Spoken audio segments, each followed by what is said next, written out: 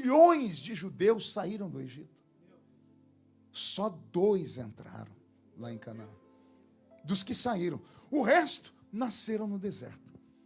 E aqui começa um pensamento. Quem nasceu no deserto deveria ter aprendido com o erro dos seus pais.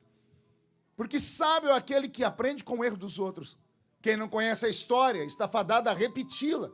Eles tiveram exemplos, eles assistiram tudo. E agora que eles entraram em Canaã, que era para eles terem feito de Canaã um céu na terra, adorarem a Deus, glorificarem a Deus, entraram em Canaã, cada um pegou sua parte de terra, mexeram nos objetos que trouxeram do Egito e encontraram, no meio das tralhas dos seus velhos pais, imagens de Baal, Astarote, Azerá, Marduk, os deuses da Mesopotâmia antiga, os deuses que Deus vomitou. Eles levaram e começaram a fazer altares. E então Deus começa uma guerra no livro de Juízes. Por 270 anos. Israel era como um bêbado que erguia e caía. Levantava e caía. Quando eles levantavam, senhor pregador, eles se levantavam quando Deus operava com milagre e libertava. E eles caíam depois do milagre. Quando Deus queria tratar com eles, ele insuflava as nações vizinhas, os heteus, girgazeus, os heveus, todos os zeus daquela época, para se levantarem contra eles, para trazê-los à razão. E quando levantavam contra eles as nações vizinhas, como os cananeus, eles entravam em Israel, queimavam as suas plantações, estupravam as suas mulheres, matavam as suas crianças, roubavam as suas riquezas, matavam os seus bois. E aí Israel pegava aquelas imagens que tinham e não destruíam, escondiam elas. E gritavam, Senhor, tem piedade de nós, pelo nosso pai, a promessa que o Senhor fez a Abraão. E Deus, como é um ser de palavra, ele não pode voltar atrás. Então, por causa da promessa que ele fez lá atrás, o Senhor olhava e dizia, tá bom, vou dar o livramento para vocês. E Deus levantava alguém. Aí levantava Sansão, Eude, Gideão, Baraque, Débora e tantos outros juízes que estão aqui. Vamos terminar lá com o profeta Samuel, que também é chamado de último juiz. Foi um período, como eu disse, de quase 3 séculos, onde Israel não se estabelecia, estando na terra prometida, tendo vivido no meio do deserto, tendo visto seus pais passarem pelo vale. Deus não conseguia compreender o coração daquele povo. E então, Israel vivia como um bêbado capengando. Deus então deu a eles heróis homens, porque os homens eram amados, os homens eram patriarcado. Até que Deus resolveu falar assim, eu vou mostrar para vocês que quando eu quero fazer, eu faço. E quando eu quero dar um nó na cabeça de todo mundo, eu dou também. Chegamos num período de um juiz chamado Baraque. Diga comigo, Baraque. Mais alto. A palavra Baraque significa trovoada, trovão, barulho estridente. Então Deus levantou um homem que tem como símbolo um trovão. Devia ter um vozeirão, devia ser um homem com um peito daquele tamanho assim, e uma barriga a lá. Ninguém mais tem barriga depois do monjar. Acabou até com as brincadeiras da gente, né? Pois bem, o Senhor Deus, então, deu à mão de Baraque a oportunidade dele fazer algo lindo por Israel, para ele liderar o povo numa grande guerra e vencer. E Baraque conseguiu fazer isso, mas preste atenção. Lendo o texto, eu descubro que Baraque não apenas venceu uma batalha, mas ele teve uma ideia única e original. Ele tirou o povo do lugar onde estava e encontrou no meio de uma cordilheira de montanhas um espaço vazio. Baraque, no seu cavalo, com seus homens, encontrou um lugar onde, segundo a mentalidade dele, se Israel para ali fosse, nenhum inimigo mais atormentaria Israel com guerras. E ele conseguiu provar ao povo que isso era possível. E Baraque levou o povo para o alto dessa montanha, no meio de uma cordilheira de montanhas, melhor dizendo, um lugar que havia uma muralha natural para defendê-los. E esse lugar ficava elevado. Depois que isso aconteceu, Israel teve paz por 20 anos. Quantos anos eu disse? Por 20 anos, nenhum inimigo conseguiu mais atacar Israel, não conseguiu ferir Israel, não conseguiu matar Israel, não conseguiu roubar Israel. E o povo, então, por 20 anos, disse assim, encontramos o caminho perfeito, estamos no alto da montanha. Quem olhasse de longe falava, Baraque não é só um juiz, ele é quase que um Deus. Porque ele nos colocou num ambiente onde ninguém pode nos tocar, então acabou os nossos problemas. Quem olhasse de fora diria assim, Baraque foi usado por Deus. Mas aí começa a história, ela é engraçada. Porque Deus vai lá no alto de uma palmeira, onde tem uma pequena igreja estabelecida, e há uma pastora lá, a pastora Débora. E a pastora Débora não era jovenzinha nem bela, como as senhoras que aqui estão. Eu sei que quando você assiste lá a Record põe lá os filmes, né? O pessoal fala, nossa, olha, a Débora da Record parece a Mulher Maravilha, a Gal Gadot, né? Bonita, esguia, jovem, né? Mas a Bíblia Sagrada vai dizer no cântico da própria Débora, no capítulo 5, quem era ela. Ela diz, eu sou Débora, mãe de Israel.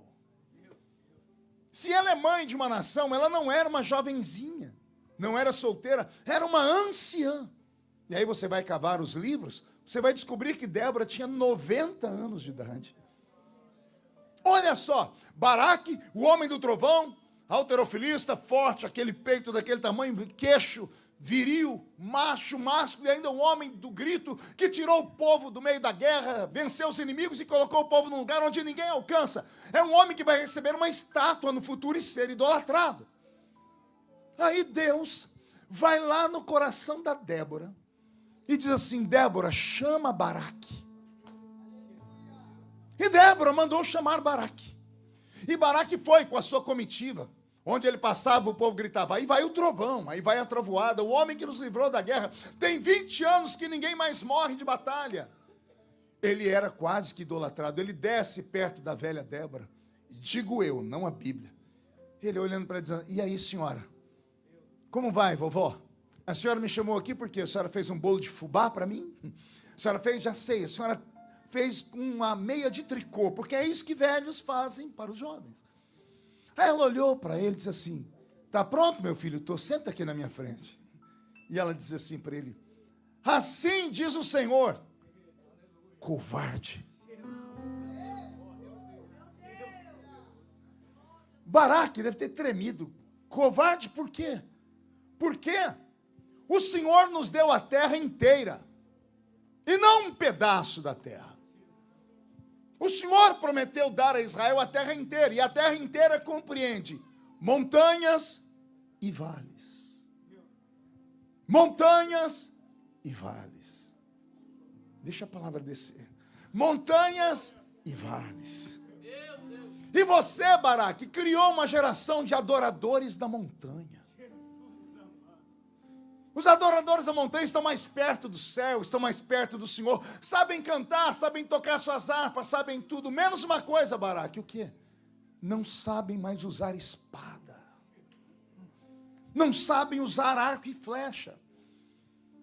Você aleijou a nação por 20 anos, porque o que faz a minha nação ser a nação que é a vigilância. O que faz a minha nação ser poderosa é o treinamento que os soldados têm. Os soldados só é treinado se houver a perspectiva de uma guerra. Quando não há guerra, eles se entregam. E quando se entregam, nasce uma geração Nutella. Vamos começar. Nasce uma geração fraca, uma geração mimimi, uma geração que só quer adoração na montanha, uma geração que não aceita ser testada, ser provada, uma geração que não sabe a necessidade de passar uma madrugada inteira orando, pedindo milagre, uma geração que não sabe transformar o seu quarto num quarto de guerra, uma geração que não sabe o que é jejuar. Para que jejuar? Estamos num lugar onde o inimigo não nos pega. Para que guerrear se estamos num lugar aqui no centro da paz? O meu povo não pode conviver apenas com a paz. E eu não dei para eles só a montanha. O crente tem que aprender a conquistar o vale. Porque é no vale que vem a prova. E dá a ele a fortaleza de que ele está no lugar certo. Só merece a montanha quem vence o vale. Só que a vida não é estagnada, não é só viver no vale e também não é só viver na montanha, mas tem que oscilar entre a montanha e o vale, entre a vitória e a derrota, porque na vitória a pessoa acha que ela é o quarto membro da Trindade. Um crente sem luta, ele passa a achar que é Deus e começa inclusive a julgar os crentes que estão na igreja. Começa a achar defeito em todo mundo e até dizer, se eu fosse o pastor, eu excluía agora. A pessoa não tem luta, não tem prova, ela só está no alto da montanha, ela está perto dos anjos, como eu disse, já é o quarto membro da Trindade. Aí Deus é obrigado a vir dar um puxão debaixo do tapete dela e fala assim, não, você tem que beijar a lona para você saber que quem manda nessa jossa aqui ainda sou eu. Que quem morreu na cruz do Calvário fui eu. Quem tem que ser adorado aqui dentro sou eu, não é Baraque. Quem tem que ser idolatrado aqui dentro sou eu, o eterno Deus. Então a vida do crente, ela tem que oscilar entre a montanha e entre o vale. Agora os crentes modernos, não aqui, porque aqui é Paris e aqui todo mundo é crente, só na igreja que eu pastorei tem uma raça de crente que, se não for do jeito dele, eles levantam e saem da igreja. Não, se eu não receber o meu milagre aqui, eu vou ali, porque ali tem uma oração mais forte. Ah, coisa ruim, raça miserável. A pessoa vem para a igreja em busca de um Deus que não tem aparência de Deus, ele tem aparência de mágico. Ele tem que ser empregado da pessoa, ele tem que dar tudo o que ela quer. E ai, se ele não der. Se ele não der aqui, ele fala, eu vou ali na outra, porque na outra tem. E se naquela ali também não tem, ele vai na outra, porque tem um monte, né? Aí quando não tem nenhuma, ele pega e abre uma para ele, porque é mais fácil abrir igreja do que abrir boteco. Em busca de um céu na terra. Eu não venho em busca de um céu na terra. Quando eu entro aqui dentro, eu não venho para ouvir a melhor mensagem, o melhor louvor. Não. Aqui não é um ringue de boxe. E você não vem aqui para assistir, para ver quem vence, quem luta melhor. Aqui é um ajuntamento de gente sofrida. A gente entra aqui dentro mais ou menos desesperado, igual você quando está com o seu celular descarregado. Quando está acabando tudo, sabe? Você chega procurando uma tomada. Você não vê a hora de achar uma tomada para ligar e dar uma carga no seu celular. A igreja tem que ser esse lugar. Você entra aqui dentro esgotado. Você entra aqui dentro procurando uma tomada para recarregar a sua energia, para recarregar a sua bateria. Mas alguns, como não tem prova, não tem luta, entram aqui, cruzam a perna, põem a mão no queixo e passam o culto inteiro filosofando. To be or not to be, that's the question. Não, isso que ele está pregando não é certo. Segundo a língua grega, segundo a língua, não sei o que tem. A pessoa vai anotando tudo que eu estou falando, vai para casa, fica a semana inteira estudando. 15 dias depois ela entra na igreja dizendo assim, meu Deus, que culto. O irmão falou, qual? Aquele de 15 dias atrás. Como assim? Eu estudei o que o pastor falou, fazia sentido, viu? Glória a Deus. Aí o irmãozinho que ouviu só tem 2 dentes na boca. É o zagueiro e o atacante. Ele é analfa de pai, beta de mãe, é simplório de tudo. Foi, irmão, você levou 15 dias para acreditar naquilo? Eu acreditei naquele dia mesmo. Por isso que eu pulei, gritei, falei em línguas, né? Fiz as minhas coreografias espirituais. Aqui dentro, queridos, é um lugar onde você deve entrar em busca da graça de Deus, em busca da glória de Deus e da proteção divina. Aqui não é um teatro onde você pode escolher o tipo de show que quer ver. Se gosta, aplaude, se não gosta, vai. Não, aqui não é um cinema onde você escolhe o filme que quer assistir. Aqui ainda é Betel. É Betel!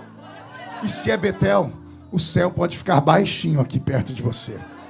Mas para isso você tem que parar de olhar o púlpito com essa cara feia, parecendo que foi batizado num pote de vinagre. Achou que eu não ia falar? Não adianta vir para um culto pentecostal como esse, numa festa tão linda, e ficar me olhando com esse olho seco, parecendo olho de sapo que morreu no dia de enchente. Veio para cá, as irmãs já cantaram, a banda cantou, até o Roberto. O Roberto, ele não é do manto, do mistério. Roberto vem de culto batista, ele arrumou até corinho de fogo aí para ver se empolga você. E a criatura está do seu lado, olhando a gente com a cara de paisagem. Então, não adianta você esperar que eu sozinho traga o céu para a terra, porque eu não consigo. Mas se tiver alguém no vale aqui, quem está no vale grita e pede socorro. Só não pede socorro quem está no alto da montanha, porque está protegido, Então, em nome de Jesus, eu quero te convidar nessa noite para você descer do salto, para você se lembrar que só Deus pode fazer o milagre que você espera, e Ele só fará o milagre que você espera se você estiver no lugar mais seguro do mundo, que é o centro da vontade de Deus. Se tem alguém aqui no centro da vontade de Deus, agora não dê um grito, não dê um berro de glória a Deus daquele tamanho, por favor.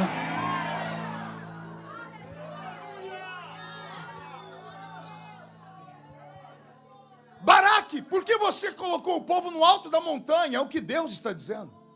Eu não pedi a sua ajuda para blindar o meu povo. Sou eu quem blindo o meu povo. Sou eu quem ensino o meu povo. E eu ensino o meu povo na luta, no vale, Mas você colocou eles no alto da montanha. Só que a história não é só assim. Havia um rei ali próximo chamado Jabim. E o rei Jabim tinha uma frota de carros de ferro. 900 carros de ferro, diz a Bíblia, que tinha Jabim. Por 20 anos, sabe o que Jabim fez, pastor Leandro? Por 20 anos, toda semana, Jabim mandava os 900 carros de ferro ali para aquele lugar, naquele amontoado de montanhas. Ele mapeou onde Israel ficava e por 20 anos, toda semana, 900 carros de ferro corriam ao redor da montanha. E daí, pastor? E daí que não eram carros de madeira, eram carros de ferro. Por ser carros de ferro, não bastava um cavalo para puxar, era no mínimo 2 cavalos. Se você já assistiu filmes de arenas do Coliseu, são aqueles carros que são fechados aqui e abertos atrás, puxados por cavalo. São feitos de madeira. Mas Jabim tinha 900 carros de ferro, puxados por 2 cavalos por causa do peso. Um carro de ferro precisava de um soldado apenas para guiá-lo. Era como você no Brasil que dirigia aqueles carros que não tinham direção hidráulica. Alguém lembra dessa época de tristeza? Você ia virar, você tinha que botar o pé aqui para puxar, né? Porque não tinha direção hidráulica. Então, para você guiar um carro de ferro com 2 cavalos, você tinha que usar uma força hercúlea. O carro de madeira não, o cidadão sozinho aqui com uma espada na mão. Agora, para conduzir um carro de ferro, tinha que ter 2 soldados. Um soldado segurando aqui e o outro soldado amarrado a esse pela cintura de costa para o primeiro. Eu vou desenhando e você vai vendo a imagem. O soldado que era amarrado a esse aqui, ele ficava com uma espada e um escudo na mão. E o que ele fazia? Na medida que os carros iam correndo, ele batia a espada no escudo. O barulho feito aqui embaixo era levado pelo vento lá para o alto da montanha. Agora, não era só barulho de escudo batendo espada. Era um barulho de 1.800 soldados gritando. Vai fazendo a somatória aí. 1.800 homens gritando ao som de espadas batendo escudos. 2 cavalos. 8 patas de cavalos pisando no chão. 8 vezes 900. Meu Deus do céu.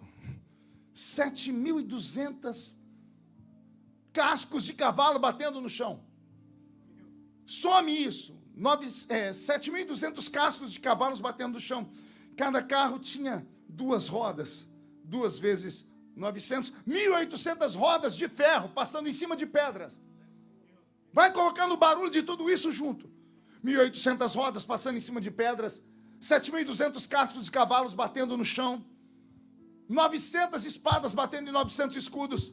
1.800 homens gritando. 1.800 cavalos relinchando. O barulho que se fazia aqui embaixo era levado pelo vento. E lá em cima, as pessoas ficavam apavoradas. Eles estavam livres da guerra, mas não estavam livres do medo. Não estavam livres do temor.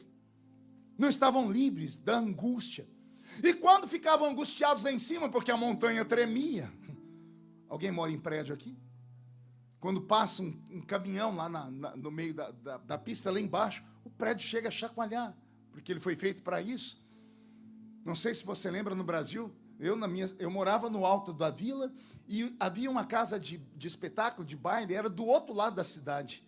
Só que como a gente morava no alto aqui em uma vila e a festa era lá embaixo, os vizinhos não escutavam o baile, mas a gente que morava longe, no alto, parece que a festa era dentro da casa da gente. É um efeito da natureza. O vento pega o som, potencializa e levanta ele bem alto. Era assim que Jesus pregava. Lembra do Sermão da Montanha? Como é que Jesus pregava para 5.000 pessoas sem microfone? 5.000 homens, fora mulheres e crianças.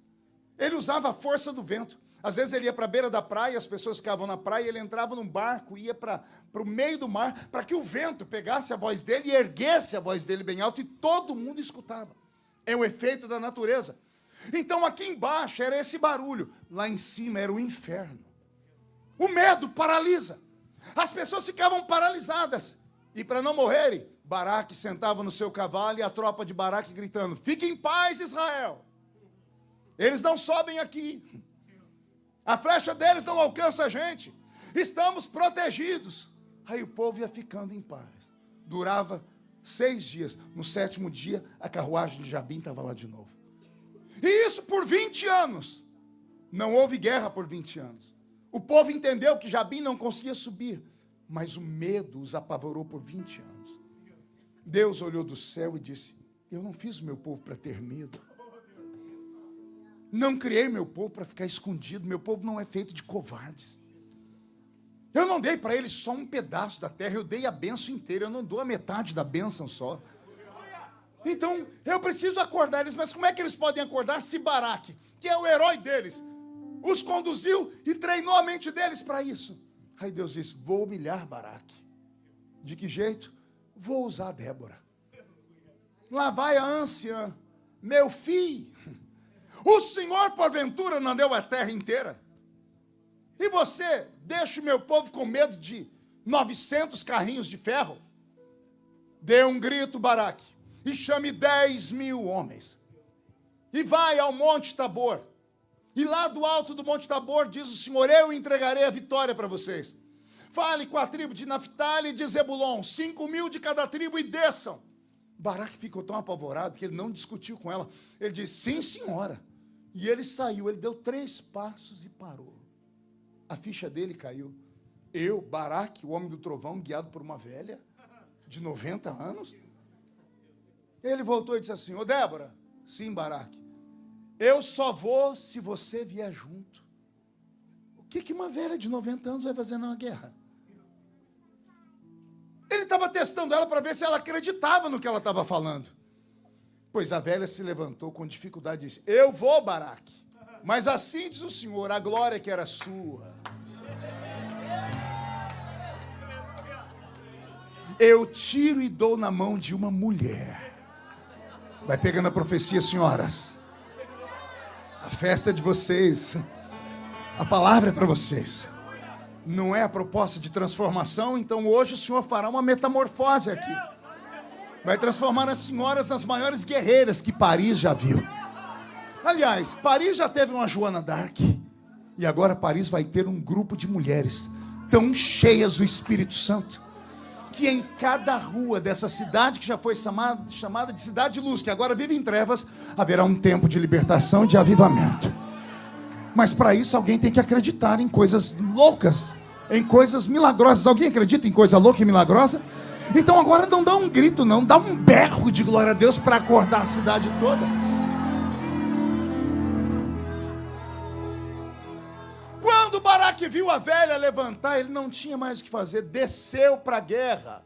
O homem do trovão conseguiu 10.000 soldados e atrás uma velha de 90 anos vindo. Baraque só ia enquanto olhava para Débora.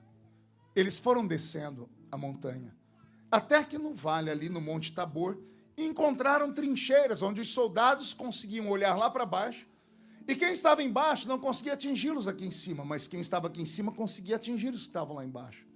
Mas como é que você atinge carros de ferro, puxados por 2 cavalos? A velocidade deles era incrível. Acertar alguém que está parado é fácil, mas acertar quem está em movimento pode ter 10.000 pessoas. Eles não vão conseguir nunca. É uma façanha incrível, é muito difícil. Um soldado protegendo o outro de costas com o seu escudo. Aparentemente, para um estrategista de guerra, diz: essa vitória nós não vamos ter. Mas quem falou foi Deus. Deus não trata com possibilidades. Deus trabalha com a conta exata. Se o Senhor prometeu te dar uma vitória, não aceite nada menos do que a vitória. Se o Senhor prometeu te entregar uma bênção, não desista enquanto a bênção não chegar. Porque Ele não é homem para mentir. Ele não é filho do homem para arrepender das coisas que Ele fala. Se você está debaixo de uma promessa de Deus, pode ficar em paz. Você está imortalizado. Até que o que Deus te prometeu se cumpra. Por quê, pastor? Porque se você morrer antes da bênção se cumprir, Deus será chamado de mentiroso. Então Deus não pode se contradizer. Quando Deus falou: vou te dar a vitória, Ele colocou uma marca em você. O inimigo pode até tentar te roubar, ele pode deixar uma lepra, pode matar família, ele pode roubar as suas bênçãos, mas ele nunca vai levar tudo. vai sempre sobrar um caquinho de telha. E o que serve o caquinho de telha, pastor? Um dia eu venho pregar sobre o caquinho de telha. Eu só vou te mostrar o que foi que Jó fez com o caquinho de telha no final. Ele levantou o caquinho de telha como se fosse o Oscar da vida e gritou: perdi tudo, mas eu sei que o meu Redentor vive. E em breve se levantará. Aqui está a base da nossa fé. Nós não podemos crer apenas o que está aqui na frente da palma da nossa mão. Eu sei que o mundo está em ebulição, eu sei que a Europa está sendo sacudida, e eu sei que a França está sob juízo. Mas para isso mesmo o Senhor trouxe você para cá. O Senhor te trouxe, brasileiro, como uma resposta de oração para uma terra. Uma terra que em outro tempo talvez tenha dado muito ao mundo, mas que nos últimos tempos fracassou. E aí, quando Deus quer levantar, Deus tira o trovão e levanta o improvável. Você não entendeu, né? Eu vou falar. A França de Robespierre, a França da Revolução Francesa, a França moderna, a França do alto feminismo, a França, pois é, ela sucumbirá a um avivamento provocado por brasileiros. Franceses te olham de cima para baixo: quem é esse, quem é essa? Ela vem aqui, ela limpa a minha casa, ele faz isso. Pois o Senhor usará Déboras para colocar no lugar os trovões, porque esta terra é dele, ponto final. E se você crê nisso, reage pelo amor de Deus essa noite.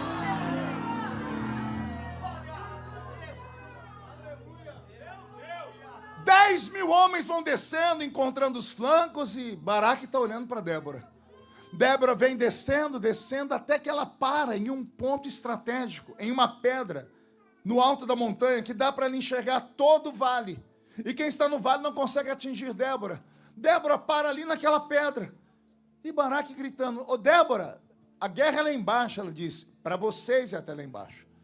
Daqui eu consigo guerrear melhor. Mas você vai guerrear como daí, Débora? Você quer um arco e flecha? Diz: não, a minha arma é diferente da sua, Baraque. Débora, me mostra a sua arma. Mostra, Baraque, a minha arma é essa aqui, ó.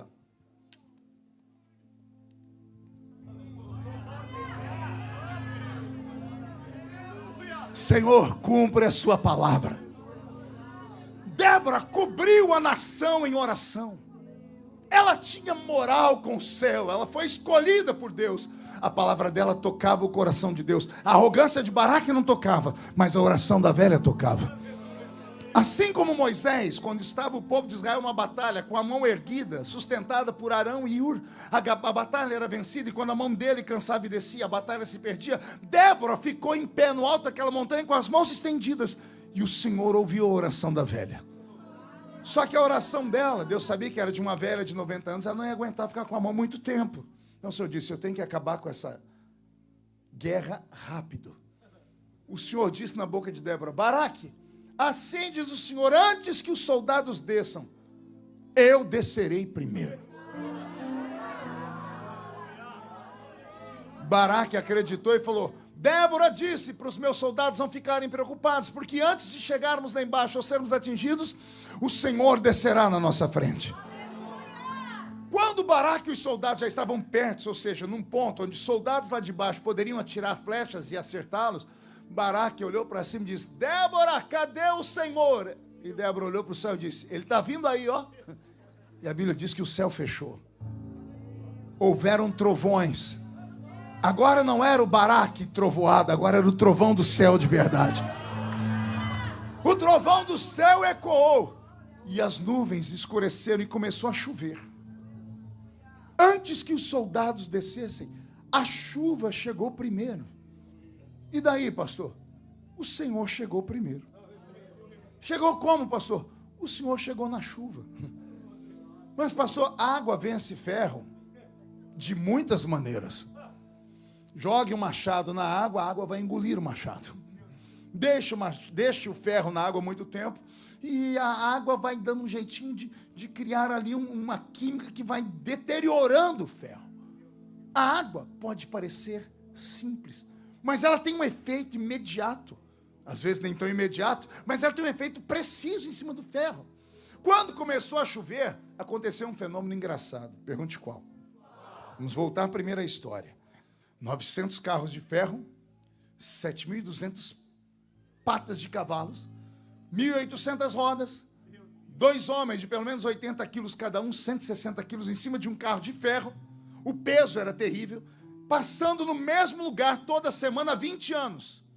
No pé da montanha, pedras. Ferro em cima de pedras. A pedra vai sendo triturada. Vai esmiuçando a pedra. Pedra esmiuçada vai virando areia. A areia vai virando pó. São 20 anos. Lembra quando fazia café lá na roça? Pegava o café, você moía, depois passava muito tempo e não virava um pó. A terra, que era dura, vai virando um pó. E agora que tem um pó, o Senhor manda água. Eu gosto de gente que entende. Água com pó, o que vira? Vai virando barro. O barro vai virando lama.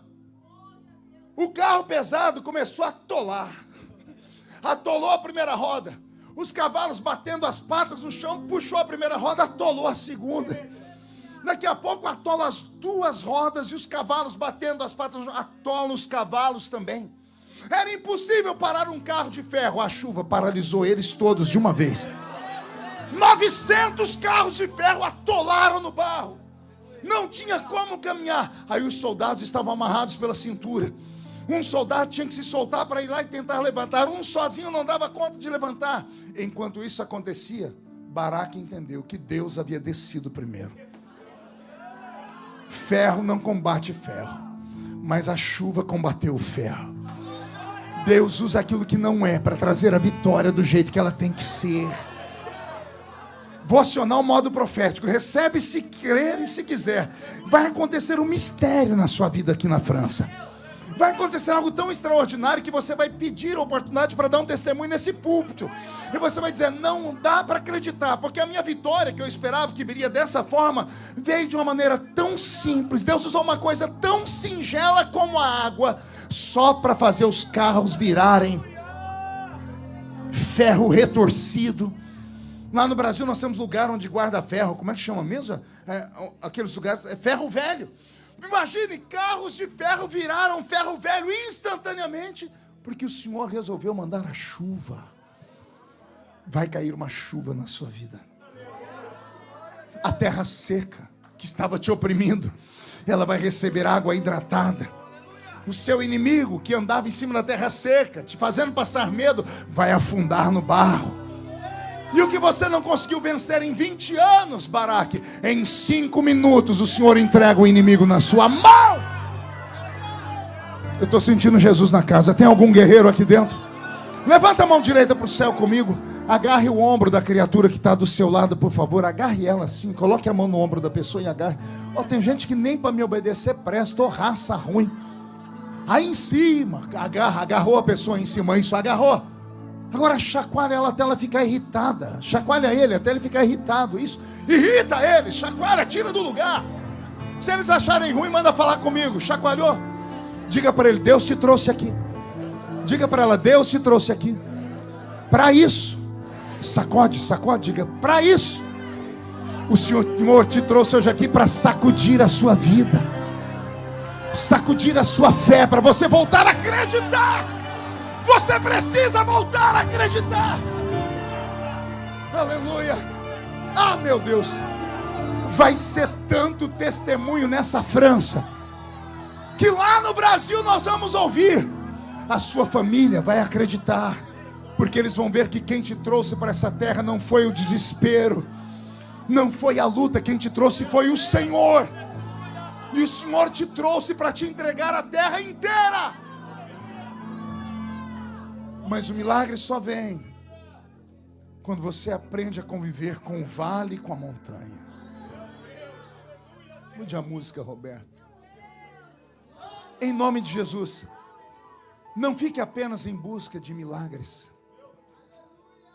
Não entre aqui dentro apenas em busca de soluções. Entre aqui dentro e diga, Senhor, eu estou aqui. E eu vim aqui para te adorar. Pastor, está difícil adorar, eu sei. Adorar a Deus quando você perde tudo não é fácil. Adorar a Deus quando o teto cai em cima da cabeça da gente não é fácil. Ser grato a Deus quando o chão abre e nos engole, eu sei que não é fácil. Mas é a vida. Isso é a vida. Eu falei ontem na Holanda, falei anteontem lá em Portugal, que eu assisti a morte do meu pai. Um homem que nunca me reconheceu como filho e que entrou em estado de coma gritando meu nome. Olha como Deus faz. Eu não tenho nome de pai nos meus documentos. Meu pai nunca me aceitou. E eu tive 2 encontros com ele. Eu vou falar só do último, porque o primeiro é doloroso demais. O último está aqui. Eu estou lá no hospital e ele está em coma. Em coma, paralisado. Um homem de 1,75 m estava desse tamanho. Pele e osso. Um câncer destruiu ele.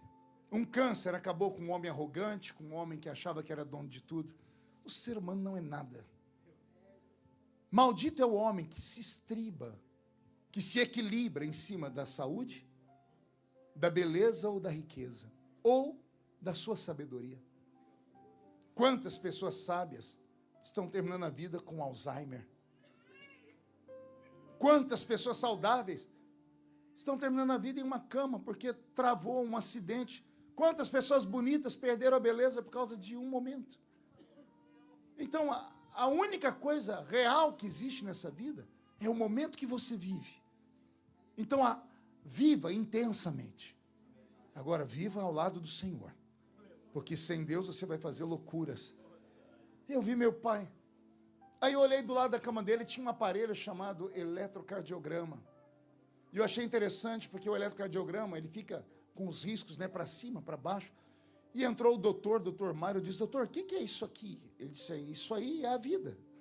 Falei, como assim? Ele disse, a vida é assim, enquanto está assim, subindo e descendo, é porque o seu pai tem vida. 5 minutos depois, meu pai morreu. Eu vi aquele aparelho cheio de altos e baixos parar e ficar um risco assim. Um risco perfeito. Quando eu vi esse risco perfeito, eu disse, doutor, esse risco perfeito não tinha que ser a vida, porque a vida tinha que ser perfeita, porque a gente busca a perfeição. A gente quer um equilíbrio. Ele disse assim, pois é, esse risco perfeito é a morte.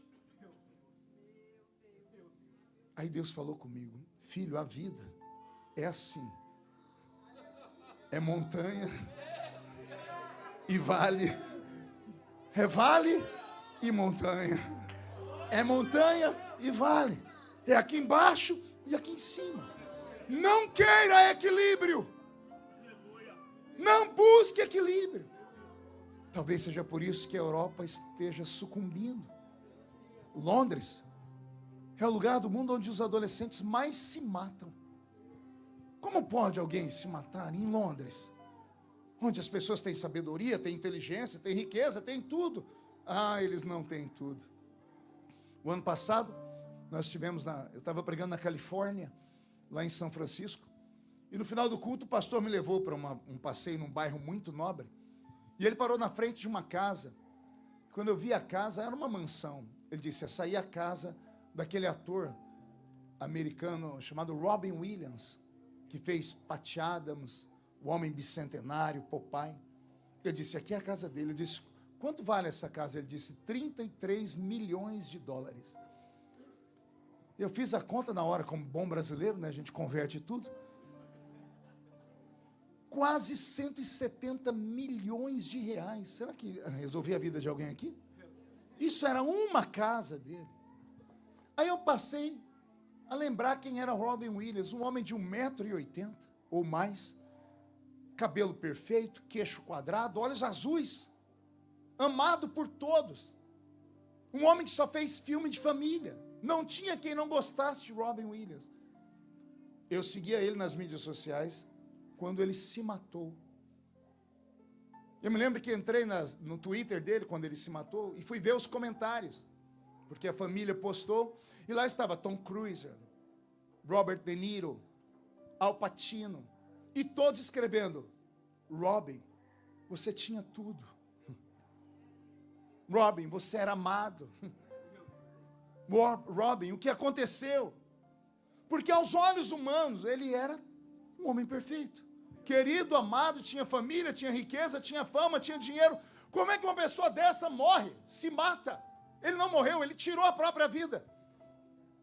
Aí eu lembrei de um pensador russo chamado Dostoiévski. Dostoiévski, o romancista russo, ele um dia começou a observar que a classe, a elite russa, feita por pensadores e por filósofos, a maioria deles morriam cedo. E todos, da mesma forma, tirando a própria vida. Aí ele começou a tentar analisar como é que aquela elite russa de meninos ricos, bonitos, filósofos, o filósofo é um pensador, por que é que eles morriam cedo e tiravam a própria vida cedo? Ele tentou analisar, eles têm carro, eles têm dinheiro, eles têm mulher, eles têm fama, têm tudo, o que falta para eles? Aí Dostoiévski chegou à seguinte conclusão, e ele escreveu a frase mais linda dele: todo ser humano carrega dentro dele um vazio do tamanho de Deus. Vou falar de novo. Não é um religioso, não é um padre, nem um papa, nem um pastor falando, não é um rabino falando, é um pensador russo. Ele disse: descobri que todo ser humano tem dentro dele um buraco, um vazio, que as drogas não preenchem, que o dinheiro não preenche, que a fama não preenche, que a beleza não preenche. Há um vazio do tamanho de Deus. Só Deus é capaz de preencher aquele vazio dentro do ser humano. É disso que eu estou falando. A sua vida não precisa ser perfeita, ela só tem que ter sentido. Porque senão, não vale a pena viver. A pessoa que tem tudo, aparentemente tem tudo, ela não tem razão para existir. Eu estou falando com um brasileiro. Eu lembro quando eu comprei o meu primeiro carro. Aquilo não era carro, era um pelo menos. Pergunte, por quê, pastor? Pelo menos andava aquela porcaria. Ou se rir, vai tomar um cascudo. Era uma Brasília. Era profético. Brasília sempre foi um tormento na minha vida. E sabe o que eu lembrei agora, Roberto? Nunca te falei isso. O homem que eu comprei a Brasília era careca. Oh, meu Deus. Era profético que eu não sabia. Tem um careca em Brasília acabando com a gente. Caiu a ficha agora, entendeu? Quando eu comprei aquele carrinho, eu estava na minha casa um dia de madrugada, bateram na porta, era o Vanderlei. O Vanderlei era um garoto que eu ganhei para Jesus, e ele era drogado. E eu falei para ele: quando você estiver desanimando, bate aqui na porta da minha casa que eu vou te dar razões para adorar Jesus. E não é que um dia, 5:30 da manhã, ele bateu na porta da minha casa?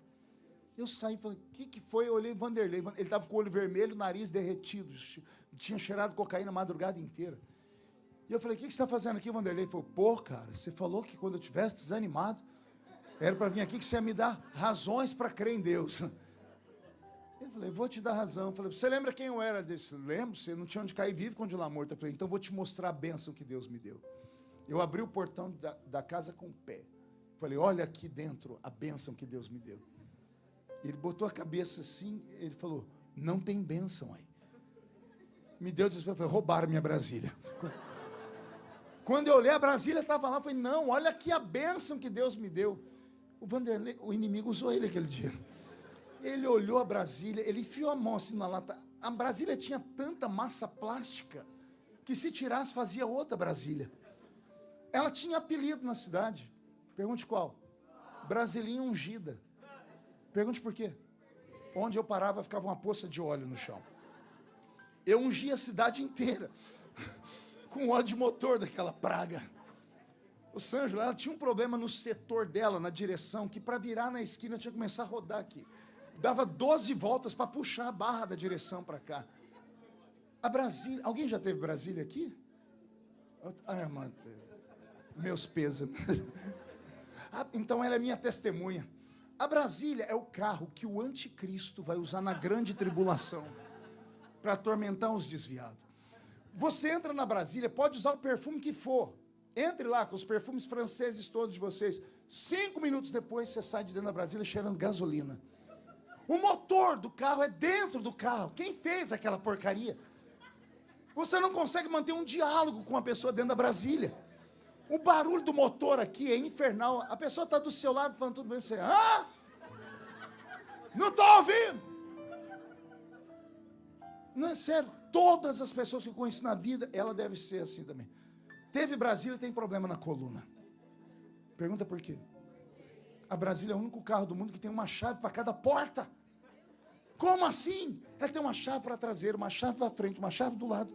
Eu andava com um molho de chave aqui, aí daí o problema na coluna, a gente andava assim. Para não ter muita gente botava do outro lado. É esse carro. Mas esse carro era o meu carro. Eu comprei esse carro, no dia seguinte eu parei na frente de uma loja que tinha equipamentos de carro. Cheguei lá todo garboso, parecendo um pavão, joguei a chave no balcão. O homem olhou para mim e disse, pois não, eu disse, o que você tem aí para equipar meu carro? O homem fez assim, ó. Ele falou, eu vou te ajudar. Por que você não leva no motor, no oficina? Porque tá com o óleo vazando ali. Eu fiquei com a raiva dele, eu falei, seu invejoso. Eu andava com um negócio de polir, como é que chama? Uma flanelinha amarela, laranja. Todo lugar que eu parava, eu limpava a maçaneta. Era o meu carro. Eu dava valor naquilo. Era simples, era pobre, mas era meu.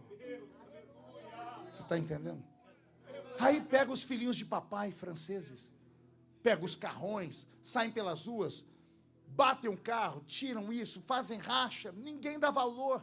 Por que não dá valor? Porque não custou nada para eles. A vida é feita de conquistas. Você tem que lutar. E ao lutar, você vai ter o sabor da vitória. Ou pelo menos a consciência. Eu tentei. Eu pelo menos fui. Por isso que eu sempre digo, Deus não consegue lidar com o covarde. Não, Deus não procura o forte, Ele procura o corajoso. A vitória nem sempre está na mão daquele que é forte. Chegando no céu, pergunte para Davi que força ele tinha para vencer Golias. E ele vai te dizer, força eu não tinha, mas eu tinha coragem. Deus ama gente corajosa. Então a vida não pode ser estabelecida apenas em uma linha reta. Eu estou na igreja há 40 anos. Eu vi meninos e meninas serem apresentados no altar. Estão na igreja até hoje, mas não se desenvolvem. Aí eu vejo um menino sair do mundo, drogado, uma prostituta. Vem para a igreja, daqui a pouco estão pregando e cantando. Aí a pergunta que fica é, por que os da casa não se desenvolvem? Os que vêm de fora explodem. Porque os da casa não dão valor no que têm.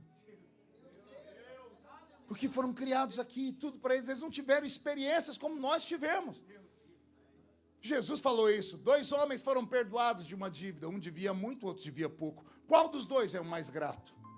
O que devia muito. Por quê? O que devia muito foi muito mais perdoado do que o devia pouco. Então a vida ela é feita de altos e baixos. Então não se entregue à depressão porque não deu certo hoje. Não deu certo hoje. Respira fundo, levanta, sacode a poeira e diz, amanhã vai dar certo. Você tem onde se apegar. Outras pessoas não têm. Você tem um Deus poderoso. Você vê andando pelas ruas aqui, os muçulmanos, eles colocam os panos no chão, a hora que for, em qualquer lugar, e dobram o joelho para falar com Deus deles. E nós, que temos um Deus verdadeiro, temos vergonha, às vezes, de andar com a Bíblia na mão. Nós queremos somente a montanha. Aí eu falo que há uma diferença imensa entre os crentes Nutella e o crente raiz. Ô, glória. Tem algum raiz aqui? O que é o crente raiz? É o crente treinado. Eu disse isso aqui da última vez que eu estive. Tudo comigo vai para o Jornal Nacional. Tudo comigo vai para a página dos jornais do país. Aí as pessoas falam, como é que o senhor aguenta as lutas? Você acha que eu perco tempo de ler mensagem de Instagram, de Facebook? Eu tenho só 9 milhões de seguidores. Você acha que eu vou lá ver o que as pessoas estão escrevendo sobre mim? Eu não sou louco. Eu sei que eu não sou unanimidade. Eu sei que vai ter um monte de gente falando pelos cotovelos, falando um monte de besteira. Se eu sei que isso vai me machucar, para que eu vou lá ver essa porcaria? Aí você tem 5 seguidores, tem 3 falando mal de você, você diz, eu quero morrer. O mundo me odeia. Raça Nutella. Só quer um alto na montanha, quer ser paparicado, aplaudido, quer tudo de mão beijada. Não. O crente tem que ser testado pelo fogo. Eu conheço um obreiro de sucesso e um crente vitorioso pelas cicatrizes que eles carregam. Lá em Portugal nós fizemos um talk show, daqui uns dias eles vão colocar os recortes no ar, puxaram a minha língua para saber quem é o pastor Marco Feliciano. É legal ver uma pessoa que tem conhecimento pregar, não é? Eu prego 1, 2, 3 horas, as pessoas ficam. É o dom somado ao conhecimento. Aí o que fica é, pastor, qual é o segredo da perseverança? Porque chegar não é difícil, se manter é. Tudo na vida é assim. Casar não é difícil, difícil é manter-se casado. Comprar um carro não é difícil, difícil é manter o carro depois que você comprou ele. A manutenção é que é difícil. Eu prego no mesmo congresso em Camboriú há 27 anos. Eu estava no Amazonas há 2 semanas atrás, chegou 3 homens, um velho, um meia-idade e um garoto. O velho disse assim, eu te escutei a primeira vez, eu tinha 60 anos. Agora ele já estava com 70 ou com 80. Ele disse assim, eu ensinei meu filho a te ouvir, e o meu filho está ensinando o neto dele a te ouvir. Atravessei gerações. Por quê? Sou o melhor pregador? Não, não existe isso. Mas eu tenho continuidade. Por quê? Porque eu tenho experiências. Experiências com o quê, pastor? Eu sei estar na montanha. Mas eu também tenho cada vale. Eu já sepultei um filho no reino. Eu enterrei um filho.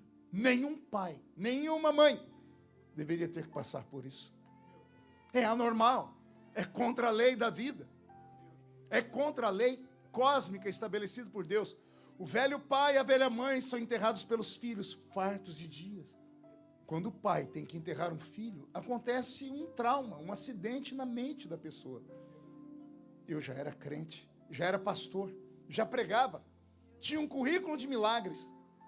Estava agora pregando na África semana passada, e os irmãos dando testemunho, adolescentes que viram paralíticos andar, cegos vendo, quando eu estive lá pregando há 27 anos atrás. Eu tinha histórico de milagres. E aí vem o meu filho e morre, dentro da barriga da minha esposa. Depois que o médico disse que estava tudo certo, eu insisti, ele fez uma ultrassom na minha frente, e do nada, o líquido da placenta da minha esposa desapareceu. Eu falei, como, doutor? O senhor está dando alta? O senhor só fez o novo exame porque eu insisti. Ele olhou para mim e disse, quem lida com o mundo espiritual e coisa inexplicável é você, não sou eu. Ele disse, eu como cientista não sei, ela não fez xixi, ela não teve hemorragia, mas o líquido sumiu, o bebê está sendo consumido pela placenta.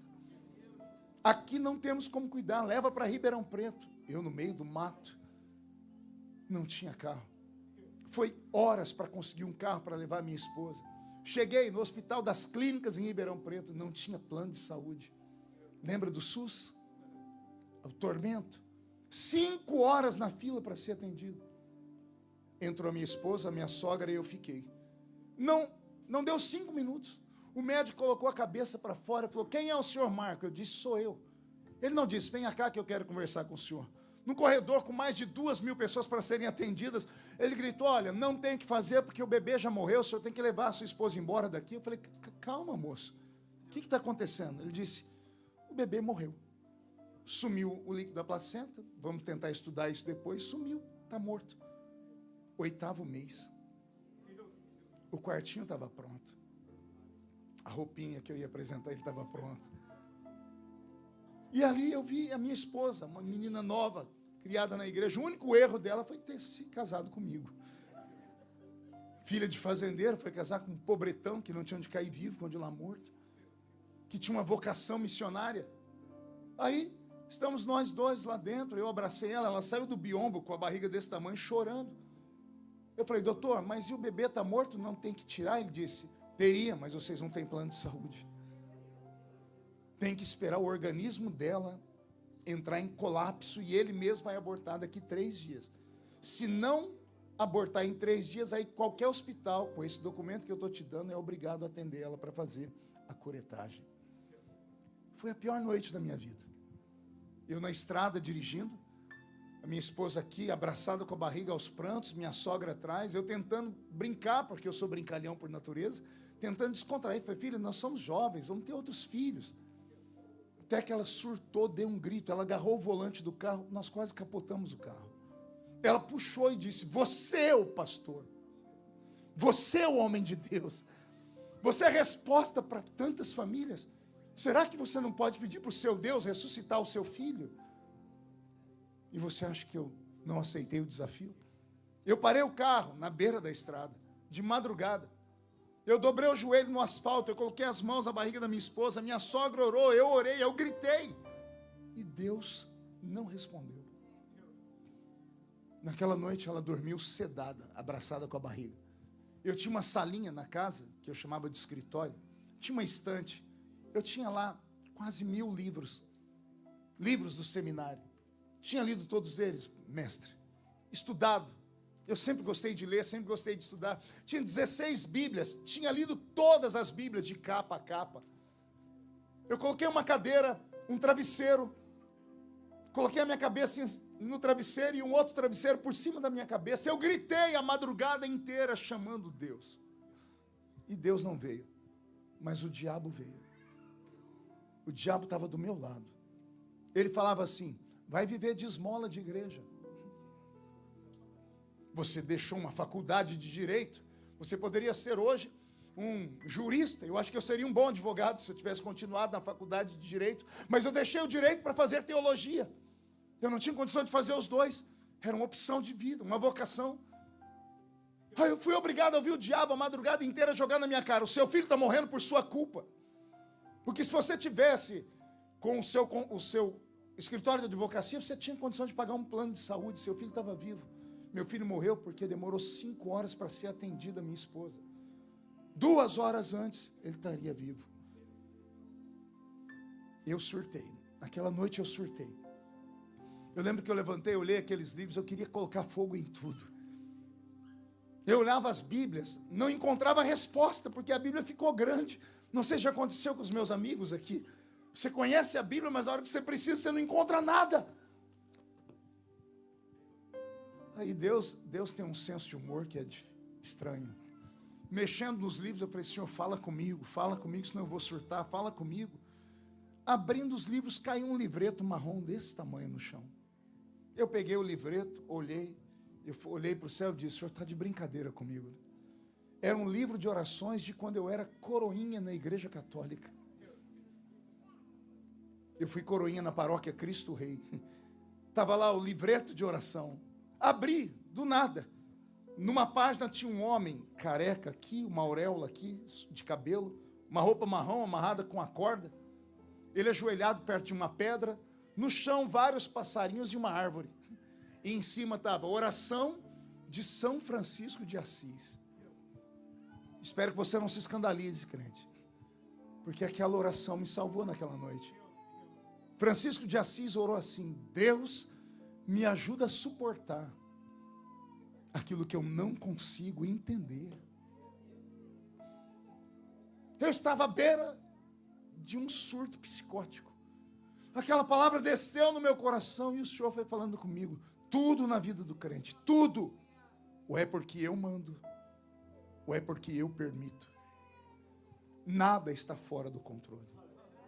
Ainda que você não entenda, ainda que você não aceite, Deus está no controle. O teto está desabando, está tudo bem. Deus não perdeu o controle. Todas as coisas concorrem para o bem daqueles que amam a Deus. Quer seja coisa boa, quer seja coisa ruim.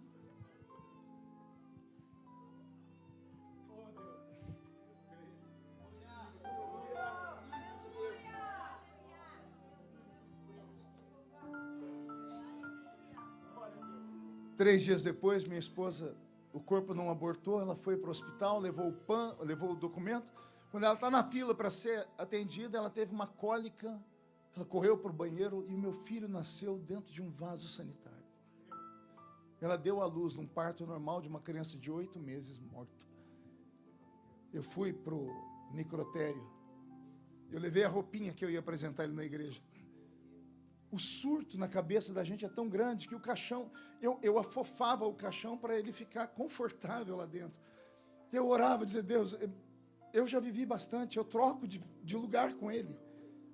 E Deus não responde. Esses são os vales. 4 dias depois, Deus me deu um presente. Pergunte qual? Uma mensagem que alguém aqui já deve ter ouvido. O sonho de José. A mensagem que mexeu com o Brasil inteiro. O Senhor levou meu filho e me deu o sonho de José. A mensagem do sonho de José, só uma empresa lá no Rio de Janeiro, eles reproduziram ela quase 4 milhões de cópias de DVDs. Fora os piratas. Ela correu o mundo. Levantou uma geração. Então, você não pode discutir com Deus. Tem os vales. Mas de repente Deus te coloca na montanha. E depois da montanha Deus te coloca no vale de novo. A vida é uma roda gigante. Às vezes ela trava aqui embaixo. A nossa vontade é sair dela.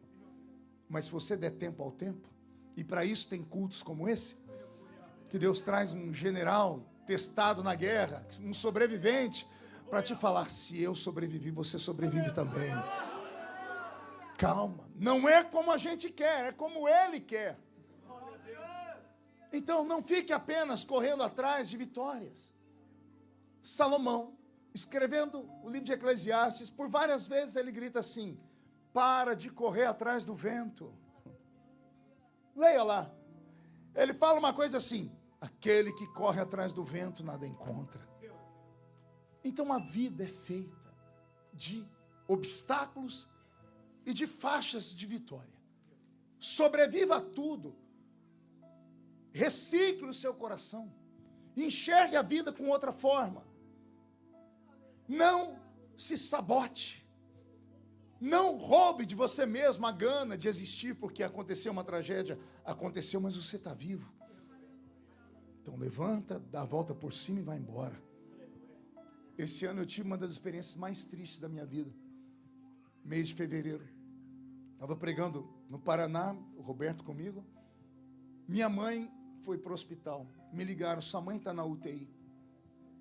Eu falei, amanhã eu dou um jeito de ir. Daqui a pouco ligaram e disseram, sua mãe acabou de morrer. Eu sou filho único. Filho único de uma mãe solteira.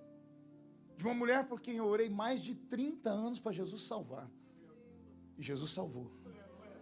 E eu batizei ela. Segurei ela dentro do tanque uns 3 minutos. Servi a Santa Ceia para ela. E aí, os últimos dias de vida dela, ela dizendo assim, meu filho, eu queria tanto ir para a igreja, mas não tenho saúde. É a vida, você vai fazer o quê? Imagina, eu ganhei almas no mundo inteiro e levei 30 anos para levar minha mãe aos pés da cruz. Aí a minha mãe morre. E eu tinha 3 cidades esperando para que eu pregasse. A igreja fez as tripas coração o ano inteiro para fazer a festa, igrejas pequenas. Eu sei que se eu falasse para elas, olha, eu estou indo embora porque minha mãe morreu, todo mundo ia entender, sim ou não. Mas eu inclinei a cabeça no hotel e falei, Senhor, o que a minha mãe diria?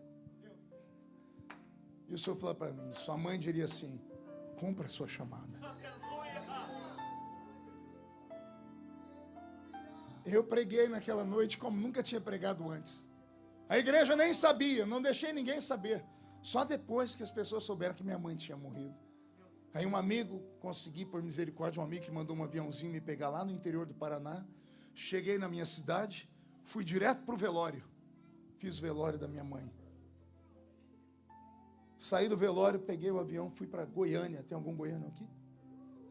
Fui lá pregar no estádio, naquele estádio gigante, para 22 mil jovens. Com a minha mãe morta. E depois descobriram, falaram, como é que o senhor aguentou? Eu disse, a vida é feita de altos e baixos. Você não pode se entregar no primeiro tombo.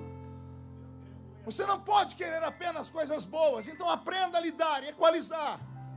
E entenda que tudo que você está vivendo é uma escola.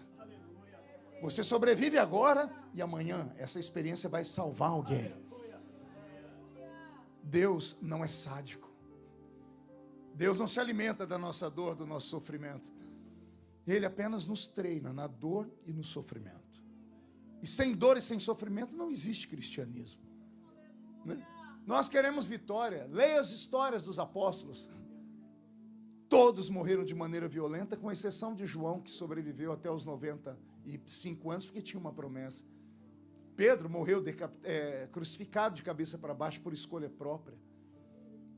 André foi arrastado pelas ruas de Alexandria até a sua pele ser esfacelada, puxado por um cavalo. Tomé, depois de ser espancado, colocado dentro de um saco e jogado no mar para terminar a sua vida afogado. E os crentes modernos querendo só milagre. Quero resposta, quero que Deus me dê. Deus não é o gênio da lâmpada que você esfregue, ele sai e realiza os seus desejos.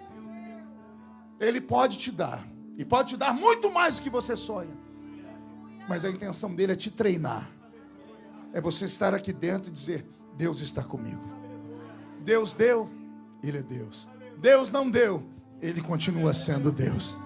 Ele visitou a minha família, ele é Deus. Ele não visitou, ele continua sendo Deus. Eu não sirvo a Deus por aquilo que ele tem para me dar. Eu sirvo a Deus por aquilo que ele já me deu. Ele me deu o perdão dos pecados, escreveu meu nome no livro da vida. E se a trombeta do arrebatamento tocar agora, você eu não sei, mas eu tenho certeza que eu subo daqui para o céu. Se dois apenas subir, quem é o segundo que vem comigo? Então reage nessa noite. Não sinta pena de si mesmo. É na história da Débora que eu aprendo isso. Que o crente sem luta não é crente.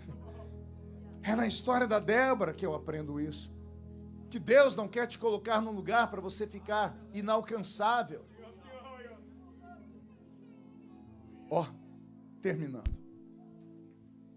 Tem um homem da Bíblia extremamente religioso. Ele é violento.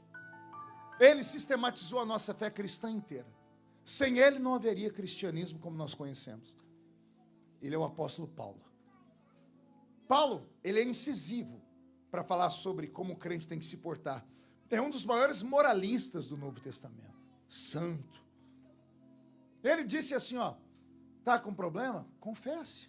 Procure as pessoas. Se acerte. Nós aprendemos o culto com Paulo. Até que um dia ele resolveu confessar como ele era. Você promete que não vai escandalizar? Interessante é que ao invés dele procurar o pastor da igreja de Jerusalém para confessar, que era Pedro, ele resolveu falar com Deus. Eu estava lendo as confissões de Paulo, eu falei: por que você não falou com Pedro, Paulo? Eu imagino Paulo dizendo assim: Pedro ia chorar comigo, ia orar comigo, ia dizer: irmão Paulo, mas o irmão agora tem que ser disciplinado. Tem que ficar 6 meses sem tomar Santa Ceia. Tem que parar de pregar. E tudo que o senhor escreveu, ninguém mais vai aceitar. Paulo confessou para Deus que ele era hipócrita. Já leu a confissão dele? Senhor, diga Paulo, o bem que eu quero fazer, não faço. Mas o mal que eu não quero, esse eu faço. Quer que eu traduza? Senhor, eu estou falando para todo mundo ir por aquele caminho, mas eu não dou conta de ir. Não é que seja errado o que eu ensino. O que eu ensino é certo. Mas eu ensino, mas não dou conta de viver o que eu ensino. Ele desespera e grita: Senhor, quem me livrará desse corpo? Quando Deus percebe que ele está no limite, Deus diz assim: Paulo, sim, Senhor. Respira. Por quê, Senhor? A minha graça te basta. A gente aceita porque a gente é pecador, mas Paulo era um pensador. A sua graça me basta por quê? E Deus tem que falar com ele numa filosofia muito alta. Porque o meu poder se aperfeiçoa na sua fraqueza. O dia que eu li isso, eu falei: meu Deus, como assim? O poder da polícia francesa pode ser aperfeiçoado. O poder bélico dos Estados Unidos da América pode ser aperfeiçoado. A sua casa pode ser aperfeiçoada. A sua roupa pode ser aperfeiçoada. Aperfeiçoar é melhorar. Amém? Aí vem Deus, o único ser onipotente. Só Ele tem todo o poder. Aí vem o único ser que tem todo o poder e diz assim: o meu poder se aperfeiçoa, melhora, não se escandaliza. O meu poder melhora, não quando você jejua. O meu poder melhora, não quando você respeita todos os mandamentos. O meu poder melhora, não quando você é mais santo do que eu. O meu poder se aperfeiçoa quando você é fraco. Como pode o poder de Deus melhorar na nossa fraqueza? Pergunte para mim como, pastor? É Deus dizendo assim: Paulo, eu não consigo ser Deus na vida de gente perfeita. Eu não consigo ser Deus na vida de crente que não peca. Eu não consigo ser Deus na vida de crente que é mais santo do que os outros, porque esses já atingiram o nível de perfeição. Eles são concorrentes meus, ao ponto de julgar os outros. Agora, Paulo, quando eu vejo alguém falar assim: me socorre. Quando eu vejo alguém gritar: pega na minha mão porque eu não dou conta. Quando eu vejo alguém dizer: eu preciso, aí eu me levanto do trono.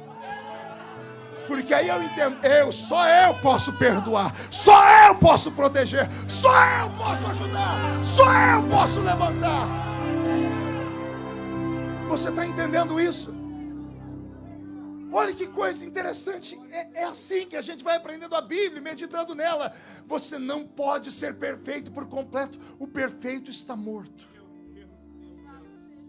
Então por isso ontem você estava aqui em cima, e hoje você está aqui embaixo. E talvez você vai ficar aqui embaixo mais um período, mas já já você está aqui em cima. E quando você estiver aqui em cima, por favor, não cospe quem está aqui embaixo, porque já já você desce de novo, mas já já você está lá em cima de novo. Daqui a pouco você cai de novo, mas você sobe de novo. Alguém está entendendo essa gangorra santa? O Senhor te deu a montanha, mas Ele também te deu os vales. Pegue a bênção completa. E isso vai te fazer um ser humano melhor. Posso ouvir um glória a Deus por isso? Eu só estou de pé por causa disso. Porque eu lido com a fama e com a calúnia. Eu lido com os aplausos e com as vaias. Eu lido com os elogios e com as fofocas. E está tudo bem. Por quê?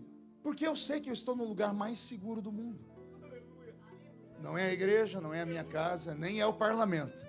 O lugar mais seguro do mundo é o centro da vontade de Deus. Se eu estou no centro da vontade de Deus, se levantar 11 mil demônios contra mim, 1000 caem de um lado, 10.000 caem do outro lado, e eu não posso ser atingido. Ninguém disse que ia ser fácil, mas é possível. Acotovela o seu irmão, diga para ele: você está entendendo? Diga então, reage, porque vai dar tudo certo. Para terminar, mão direita para cima, carinho nas costas da pessoa do seu lado. Diga assim: vai passar. Fale assim para ele ou para ela: ó, não há mal que dure para sempre. Só que também não há prazer que nunca acabe. A vida é montanha e vale. Se você está na montanha, parabéns, mas não se acostume muito. Se você está no vale, meus sentimentos, mas não se acostume com ele também. Já já Deus vai te levantar e vai te deixar de novo aqui embaixo. Vai ter dia que você vai chamar ele de seu Deus, vai ter dia que você vai falar: o Senhor me abandonou. E assim nós vamos indo. Essa é a nossa fé. Que Deus nessa noite entregue os carros de ferro nas suas mãos. Que Ele expulse o medo da sua vida. Que o Senhor te dê habilidade e experiências, porque Ele está voltando. 153 sinais proféticos, apocalípticos, escatológicos já se cumpriram. Estamos apenas aguardando Ele voltar. O Paquistão e a Holanda enviaram mensageiros ao Brasil tempos atrás, implorando para a gente parar o desmatamento da Mata Atlântica.